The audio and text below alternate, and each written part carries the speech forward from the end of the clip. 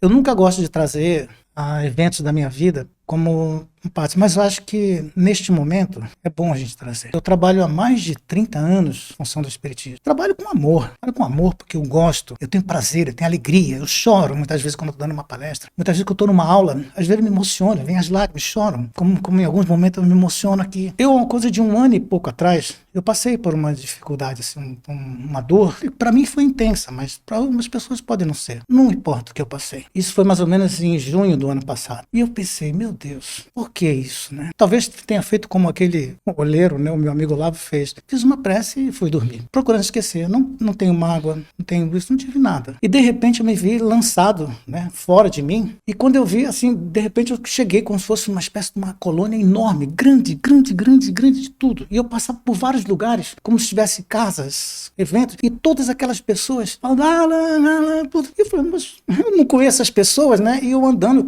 com algumas pessoas, caminhando, fui andando por várias coisas, várias casas, vários locais, passei um monte de tempo andando e as pessoas vinham, me cumprimentavam, parabéns, felicidade, não sei o quê. E eu fui andando e nada, eu não conhecia ninguém, eu fiquei assim espantado, nossa, mas o que é isso? Eu não conheço ninguém. E depois de toda essa caminhada, essa pessoa que estava andando junto comigo me levou para uma mesa onde tinha várias pessoas sentadas, alguns senhores já de cabelo branco, assim como o meu, e eu falei assim, olha, mas que estranho, eu vim aqui para esse lugar, vocês me trouxeram aqui, mas eu não conheço ninguém, essas pessoas falam com alegria como se me conhecessem. Aí ele pegou, olhou para mim e falou assim, eles te conhecem sim, eles assistem as suas palestras, todas, e eles são gratos por você. E depois no final, esse Senhor falou pra mim assim, fica tranquilo, que daqui pra frente nada de mal vai acontecer pra você. E isso só me ajuda, cara. Isso só me ajuda a continuar. Eu não quero saber o que eu fiz no passado. Eu quero agora amar, servir, trazer. Não é porque ele disse pra mim que nada de mal ia acontecer pra mim daqui pra frente que eu vou deixar de fazer, entrar no meu comodismo. Não, eu quero trabalhar mais, quero fazer mais, ajudar mais, levar mais amor, levar mais coisas. O que eu puder fazer, eu vou fazer. Quantas vezes você precisar, o que você quiser que eu venha aqui, eu vou vir. Com amor, com carinho, com tudo. Então, são essas coisas que fazem com que a gente queira mudar e queira melhorar. Desculpa, até pelo... Não, fica à vontade. A gente... A sua emoção também é a nossa, porque a gente compreende que, às vezes, até quem tá olhando de fora, né, Alan, acha que... Acho que quem é espírita não sofre, Isso. Aquele que tá se dedicando a espalhar a doutrina, a falar do amor. Tentamos, né, exemplificar, mas isso não significa, como diz o André Luiz, que estejamos a cavaleiros do sofrimento, né? O médico que inventa a vacina também precisa tomá-la, né?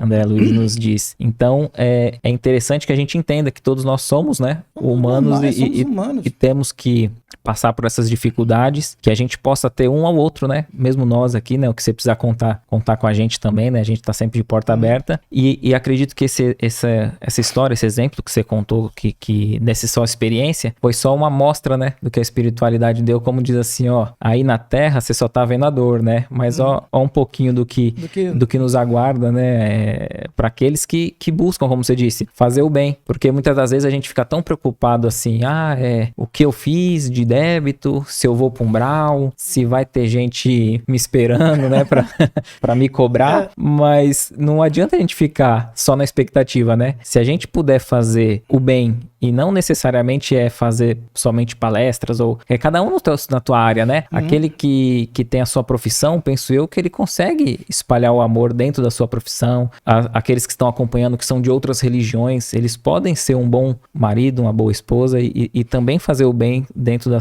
do seu ao redor, né? O André Luiz, né?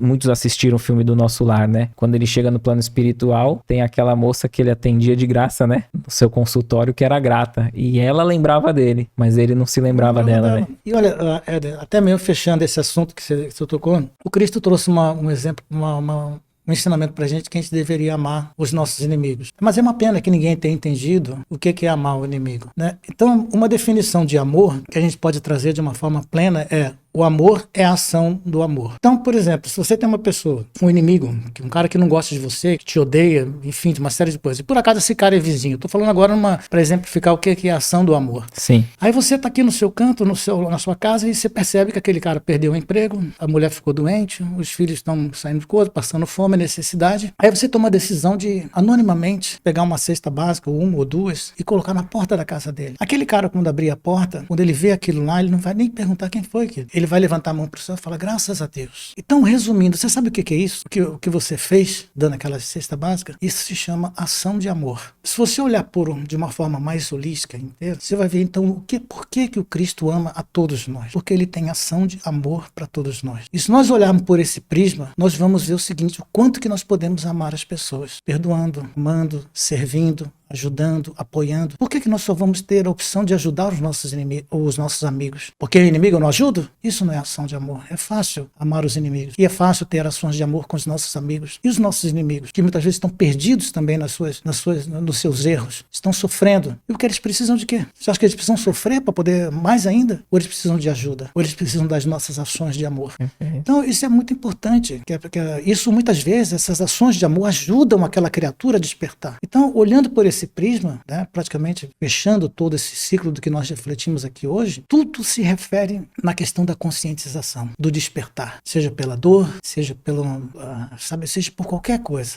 Nós temos que despertar para mudar. O que você achou desse corte? Coloca aqui nos comentários a sua opinião sobre esse tema. Para ver o episódio completo, é só pesquisar Recomeçar Podcast Espírita. E caso tenha ficado alguma dúvida sobre a doutrina espírita, é perfeitamente normal. Procure ler as obras de Allan Kardec.